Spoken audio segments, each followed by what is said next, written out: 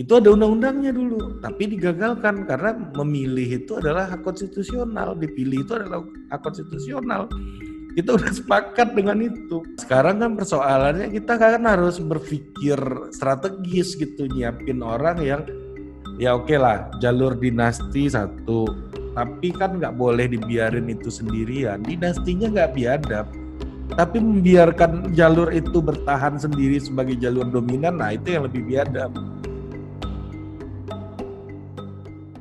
Oke, terima kasih teman-teman dari STI Pasim Sukabumi, dan ini buat saya apa ya, ada sebuah upaya, pembicaranya perempuan juga tadi ada Sylvia gitu, dan ternyata ketua BEM ya di sini ya di STI Pasim Sukabumi, dan ini dari Sukabumi bicara isu perempuan, ketua BEM-nya juga perempuan, dan menurut saya ini jadi sebuah apa ya, sebuah suara yang mana banyak orang optimis dengan demokrasi itu berada di kota besar, tapi ternyata kita harus melihat ke kota kecil gitu ya, dan sepertinya Indonesia lagi apa harus melihat ke Sukabumi, ke STI Pasim gitu ya, untuk dalam hal soal emansipasi perempuan gitu dalam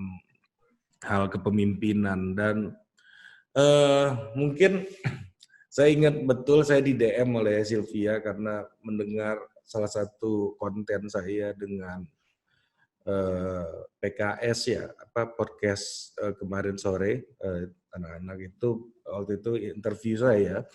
Sebenarnya isunya waktu interview itu nggak ada hubungannya dengan politik perempuan sebenarnya. Karena interviewnya waktu itu soal masalah kisruh Demokrat gitu ya. Tapi karena lagi numpang ke panggung orang, jadi saya promosi dagangan aja sekalian gitu. Nah, sebenarnya teman-teman mungkin ada yang belum kenal siapa saya. Nama saya Ari Putra. Saya ini kalau orang nanya sekarang tuh saya udah mulai dianggap konten kreator gitu. Agak senang saya ada nanti kalau ada kumpul keluarga minimal bisa jelasin profesi saya apa gitu. Kalau dulu waktu saya ikut-ikut dengan pejabat-pejabat gitu, kalau ditanya di rumah pekerjaannya apa, saya selalu jawab, ibu saya selalu jelasin ke orang-orang, kerjaannya Ari itu ngopi-ngopi sama pejabat. Jadi agak sulit dijelaskan. Kalau sekarang agak enak dijelaskan tuh. Konten kreator kemarin saya dapat undangan dari Bang Refli Harun. Jadi Bang Refli ngirim undangan pakar hukum yang sekarang jadi konten kreator slash pembaca berita itu. Dan hari ini hari Jumat ini saya diundang buka bersama ke tempatnya Bang Refli Harun. Artinya judulnya Jumpa YouTuber dan Tokoh. Berarti saya udah dianggap konten kreator nih. Karena diundang dibuka bersamanya Bang Refli Harun gitu. Nah, lepas dari situ buat fashion. apaan tuh? Selalu tuh ya, selalu tuh dimanapun zoom kayak gitu, selalu ada yang random muncul tiba-tiba orang baru masuk atau siapa. Nah jadi balik lagi ya, saya konten kreator dan saya bikin Total Politik. Ini sebuah konten kreator sebenarnya. Saya nggak kepedean nyebut kita sebagai sebuah media gitu, tapi konten kreator yang mana tujuannya adalah, goal besarnya adalah orang bisa hidup dari politik gitu. Jadi orang-orang yang punya passion terhadap politik bisa hidup dari politik, bisa hidup bersama politik gitu.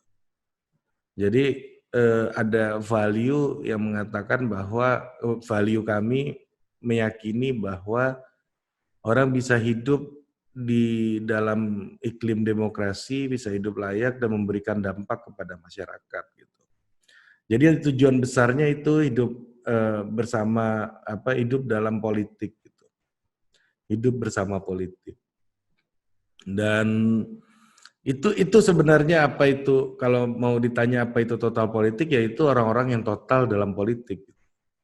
Nah, salah satu isu yang saya omongin waktu itu adalah soal representasi perempuan. Itu kita lagi persiapan program namanya Women Public Impact. Ini jadi sebuah apa namanya, katakanlah bukan solusi ya, tapi salah satu jalan lah. Saya nggak kepedean juga menyebut apa yang saya kerjakan itu solutif gitu, tapi ya paling nggak kita kerjain lah. Ya kayak teman-teman mahasiswa, demonstrasi itu ya belum tentu juga ngubah kebijakan, tapi paling nggak teman-teman kerjain lah dalam rangka menjadikan itu sebagai salah satu jalan gitu untuk nyampe unek-unek.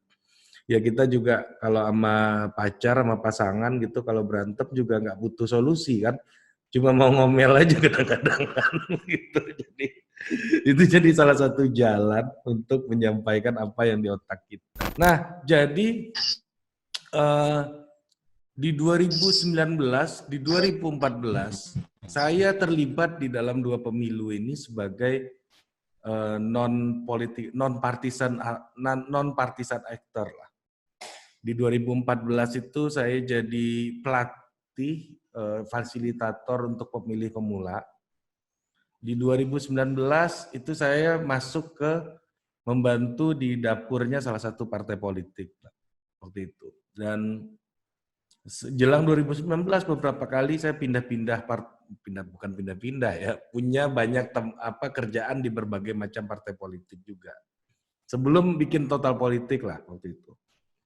Dan ketika itu salah satu isu yang paling krusial itu adalah soal keterwakilan perempuan. Karena gini, teman-teman tahu kan ada undang-undang kita, di undang-undang pemilu kita bahwa daftar caleg itu harus 30% itu perempuan. Itu diwajibkan gitu. Menurut saya itu salah satu kebijakan yang sangat progresif lah dari selama Republik ini ada gitu ya. Kalau tadi Sylvia menyinggung soal surat-suratnya Kartini yang dianggap progresif pada zamannya gitu. Ini saya akan masuk ke apa yang dijelaskan Sylvia tadi soalnya. Nah, tapi di era demokrasi transisi ini kebijakan 30% kuota perempuan di daftar caleg itu adalah sesuatu yang bisa dianggap progresif.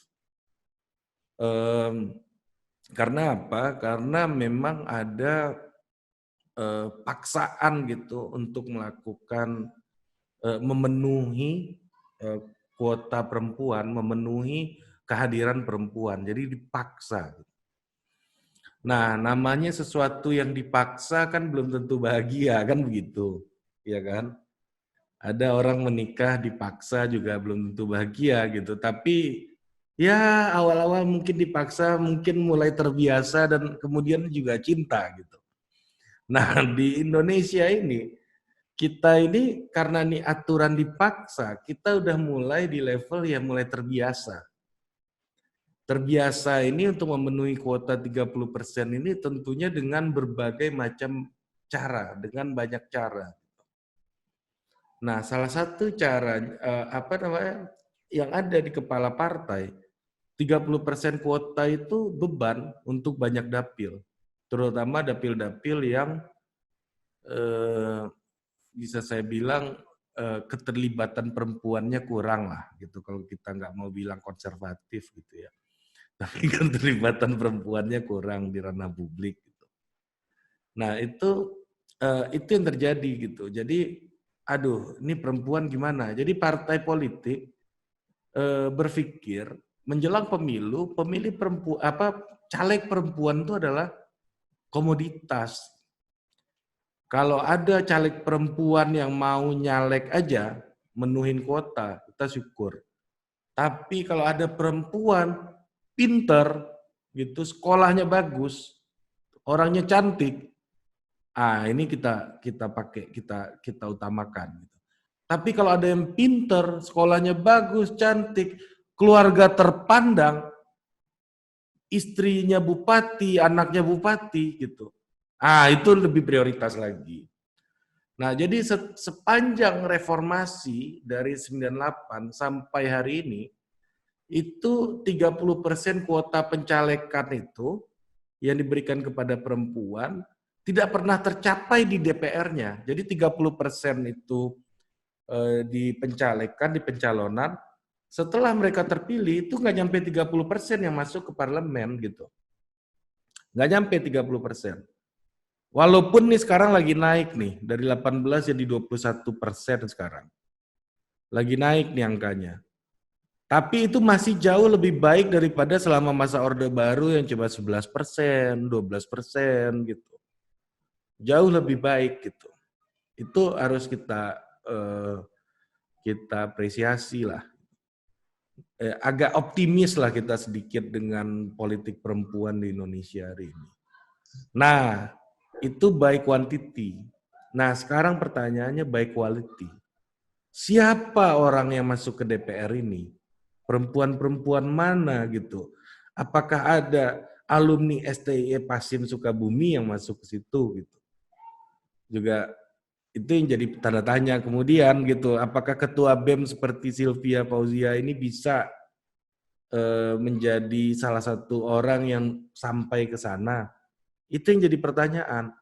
Nah, ada riset-riset belakangan, salah satunya riset dari Puskapol UI, Pusat Kajian Ilmu Politik UI, mengatakan bahwa 41% perempuan yang masuk ke parlemen itu terkait dengan politik dinasti. Gitu.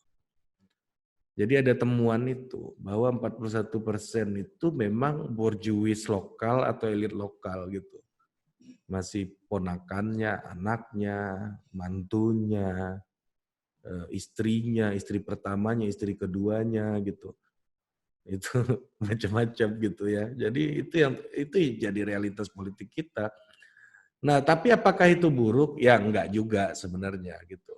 Nah, ini kembali ke ceritanya Sylvia Fauzia tadi di awal bahwa Kartini itu nulis-nulis surat yang kemudian dibukukan dan kemudian itu dianggap penting oleh sebagian kalangan elit waktu itu gitu, terutama elit Belanda. Ya apakah itu salah? Ya enggak juga. Karena apa? Ya sejarah kita udah menjawab semua yang terjadi di Indonesia ini pada awalnya itu perjuangan elit semua. Gitu. Ada sedikit elit yang tersadarkan. Kita nggak punya sejarah gerakan rakyat beneran gitu nggak ada gitu. Jadi memang ini sejarahnya gerakan elit yang tercerahkan. Indonesia merdeka emang bukan sejarah elit. Indonesia merdeka sejarah elit.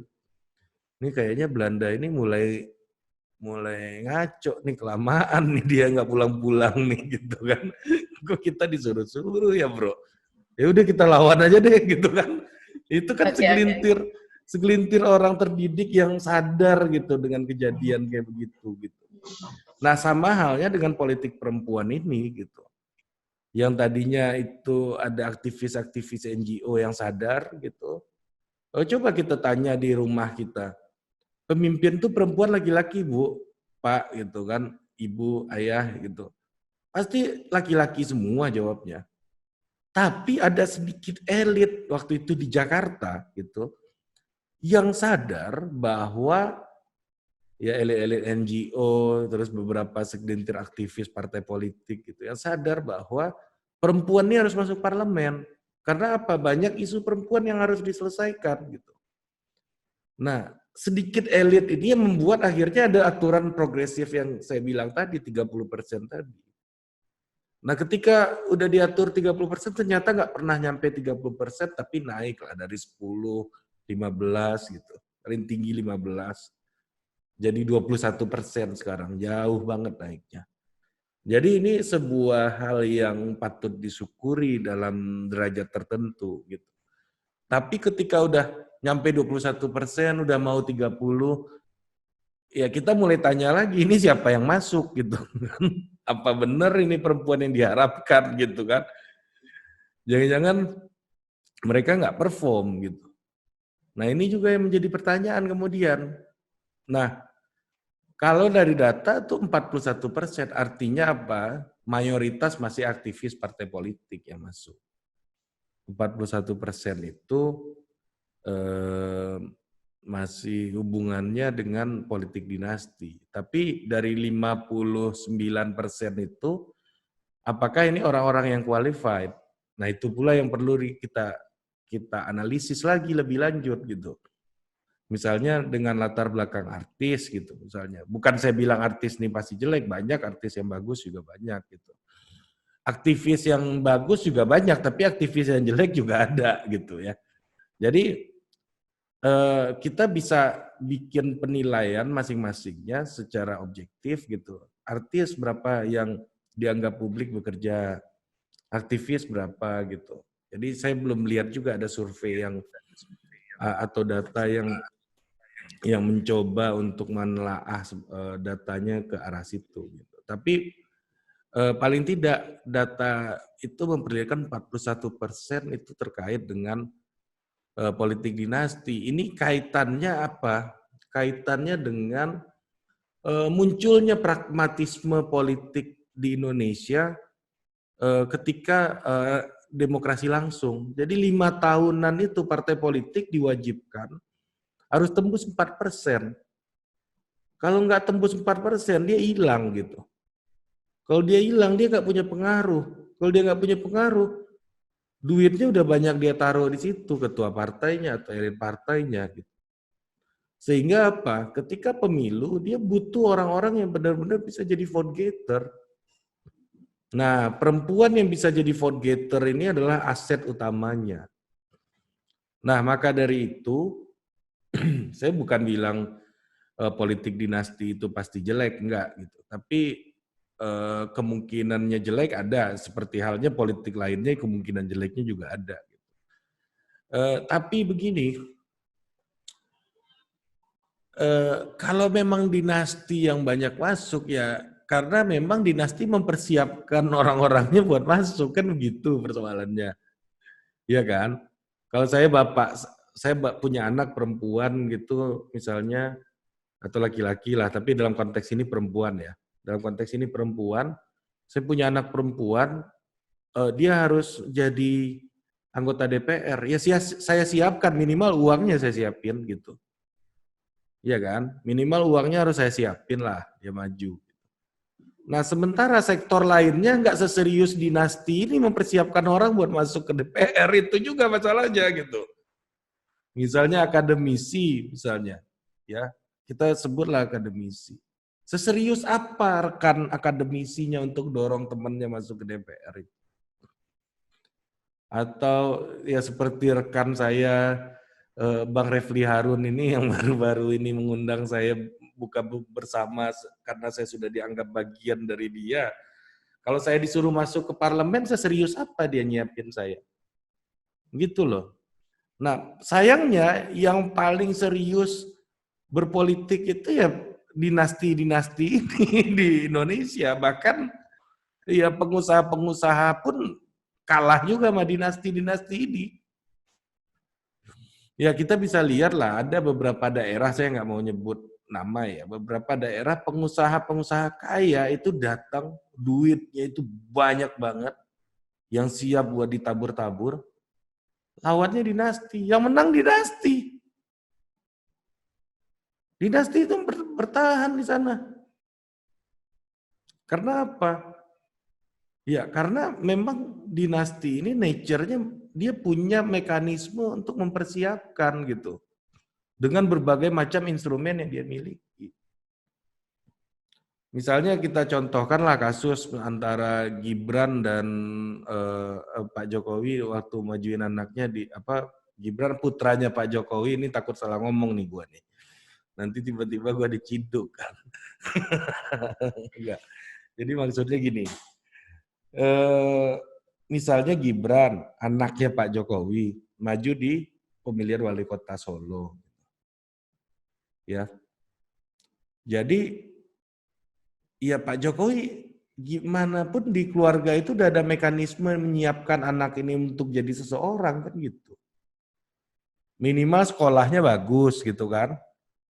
Ya enggak? Usahanya dia teruji sama usahanya. Nah, dan lawannya itu tukang jahit yang nggak mempersiapkan diri untuk jadi wali kota. Ya kalah lah. Kalau menang malah ajaib tuh. Malah nggak adil tuh kalau menang tukang jahit tuh. Nah, dulu itu pernah ada undang-undang soal dinasti politik dan udah diuji dan dibatalkan undang-undang itu karena hak dipilih dan memilih itu adalah hak bagi hak konstitusional gitu, udah diuji di MK gitu. Nah, dulu sempat tuh ada undang-undangnya udah disahkan oleh DPR. Dan waktu itu bunyinya gini, kalau misalnya saya jadi bupati, setelah saya itu harus masa idah dulu gitu 5 tahun, baru boleh ada saudara atau adik atau kakak atau kerabat lah yang terhubung dengan keluarga inti kalau nggak salah. Nah, itu ada undang-undangnya dulu, tapi digagalkan karena memilih itu adalah hak konstitusional, dipilih itu adalah hak konstitusional. Kita udah sepakat dengan itu. Nah, sekarang kan persoalannya kita kan harus berpikir strategis gitu, nyiapin orang yang ya oke lah, jalur dinasti satu, tapi kan nggak boleh dibiarin itu sendirian. Dinastinya nggak biadab, tapi membiarkan jalur itu bertahan sendiri sebagai jalur dominan, nah itu yang lebih biadab gitu. Itu yang biadab masalahnya gitu ya. Masalah itu di situ. Di Total Politik kita lagi nyusun program namanya Women Public Impact. Itu mendorong perempuan untuk memberikan dampak publiknya, terserah apapun. Yang mana itu bertujuan untuk meningkatkan dampak publik pasti, yang berdampak terhadap popularitas mereka paling tidak. Ya, paling tidak popularitas dan kalau kita pakai parameter politik ya. Jadi dia bikin impact, itu yang harus bikin populer dan bikin orang suka. Nah, bikin orang milih ini variabelnya kan lebih banyak, lebih kompleks gitu. Itu nggak bisa kita ukur hari ini. Paling nggak orang tahu, orang suka. Nah, nanti kita akan pilih paling cuma 10-20 perempuan paling yang masuk nanti setelah diseleksi. Bikin project sendiri di daerah. Nanti dari 20 itu kita akan bantu untuk fundraising, bukan uang kita, tapi kita akan bantu keliling untuk cari uang. Nah, jadi perempuan-perempuan ini akan bikin impact yang tadi itu parameternya adalah itu membangun reputasi dia. Yang mana itu membangun popularitas, membangun kesukaan orang terhadap dia. Dan itu tentunya akan menjadi personal branding masing-masing orang ini. Dan nanti untuk funding kita akan support, akan disekolahin sama orang-orang yang luar biasa gitu. Ada yang udah jadi bupati, udah jadi menteri, ada yang jadi macam-macam. Intinya orang-orang yang qualified lah di bidang public impact. Dan syukur-syukur kita akan prioritaskan yang punya ya seperti Sylvia begini, yang punya keinginan untuk masuk ke politik. Itu yang akan jadi prioritas. Kalau nggak ingin masuk politik ya bisa aja, tapi kalau misalnya sama bagusnya, misalnya siapa yang namanya yang perempuan di sini ya. Nah, ada Sylvia, ada Intan misalnya tuh. Nah, Intan ini no politik, nggak mau masuk politik. Sylvia mau masuk politik, tapi nilainya sama. Kita akan prioritaskan Sylvia gitu. Jadi goalnya tetap untuk mendorong partisipasi politik perempuan dan memberikan dampak publik, memberikan dampak pada publik karena itulah yang paling paling penting gitu. Ya seperti surat-suratnya Kartini tadi, di mana surat-suratnya Kartini itu meskipun itu hanya surat, tapi punya dampak gitu. Punya dampak yang menginspirasi banyak orang, bahkan menginspirasi Indonesia untuk merdeka. Jadi mungkin perangnya Kartini, perangnya Cut Nyak sama suratnya Kartini itu bobotnya bisa sama karena sama-sama punya dampak gitu. Nah, jadi perempuan itu akan bermakna apabila dia punya dampak. Kalau enggak akan bermakna. Karena riset memperlihatkan bahwa perempuan di Indonesia itu minoritas gitu. Ya kalau diam aja nggak akan berdampak. Minoritas bukan hanya soal jumlah, bukan jumlah lebih banyak, tapi soal kekayaan, resources, pendidikan, itu perempuan sangat minoritas gitu. Nah, apabila mereka tidak memberikan dampak satu sama lain, ya tidak akan mengubah situasi yang ada. Jika perempuan itu tidak sejahtera, maka Indonesia pun juga nggak akan pernah sejahtera.